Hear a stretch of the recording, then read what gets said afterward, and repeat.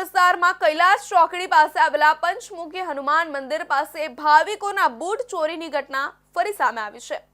મંદિરના પરિસરમાં લાગેલા સીસીટીવી ફૂટેજમાં એક શખ્સ ભાવિકોના બૂટ ચોરી કરતા સ્પષ્ટપણે નજરે પડે છે।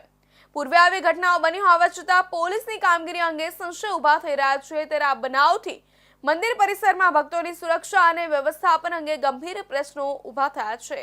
પાંડેસરા વિસ્તારમાં આવેલા કૈલાસ ચોકડી પાસે સ્થિત પંચમુખી હનુમાન મંદિર ભક્તોની શ્રદ્ધાનો કેન્દ્ર છે।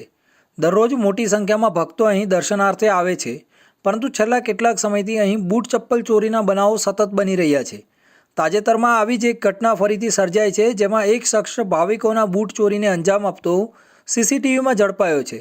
સુરતના પાંડેસરા વિસ્તારમાં ફરી એકવાર બૂટ ચોરીનો બનાવ સામે આવ્યો છે। કૈલાસ ચોકડી પાસે આવેલા પંચમુખી હનુમાન મંદિર ખાતે આ ઘટના બની હતી। માહિતી મુજબ મંદિરમાં દર્શન માટે આવતા ભક્તોના બૂટ ચોરાઈ જવાના બનાવોથી તંત્ર અને પોલીસ સામે પ્રશ્નો ઊભા થયા છે। સીસીટીવી ફૂટેજમાં સ્પષ્ટપણે એક શખ્સને ભક્તોના બૂટ ચોરી કરતા જોવામાં આવ્યો છે।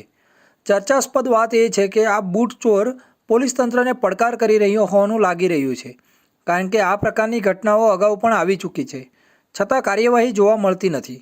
મંદિર પરિસરમાં ભક્તોની સુરક્ષા માટે સત્તાવાર વ્યવસ્થા કરવાની અને બૂટ ચપ્પલ રાખવા માટેની યોગ્ય વ્યવસ્થાની જરૂરિયાત પણ ઉઠી છે।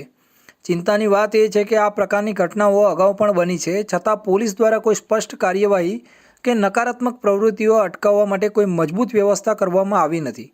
વિસ્તારના સ્થાનિક રહીશો અને મંદિર ટ્રસ્ટ દ્વારા અગાઉ પણ આવા બનાવોની ફરિયાદો પાંડેસરા પોલીસ સ્ટેશનમાં કરવામાં આવી છે, છતાં પોલીસ તંત્ર દ્વારા કોઈ કડક પગલાં લેવામાં આવ્યા હોય તેમ દેખાતું નથી। હવે ફરીથી આવી ઘટના સામે આવતા ભક્તોમાં અસંતોષ વ્યાપી ગયો છે। હવે સમય આવી ગયો છે કે મંદિર ટ્રસ્ટ અને સ્થાનિક પોલીસ તંત્ર આ મુદ્દે ગંભીરતા દાખવે અને મંદિર પરિસરમાં સત્તાવાર સુરક્ષા વ્યવસ્થા ઊભી કરે। ભક્તોની ભક્તિ સાથે મજાક ન બને તે જરૂરી છે। આ મુદ્દે પાંડેસરા પોલીસ અને મંદિર ટ્રસ્ટ તરફથી કોઈ નિવેદન હજુ સુધી આપવામાં આવ્યું નથી। જો આ રીતે ચોરો ખુલ્લેઆમ હરતા ફરતા રહેશે અને પોલીસ ચૂપ રહેશે તો ભવિષ્યમાં વધુ ગંભીર ઘટનાઓ સર્જાઈ શકે છે। તો આ હતા અત્યાર સુધીના મહત્વના સમાચાર। વધુ સમાચારો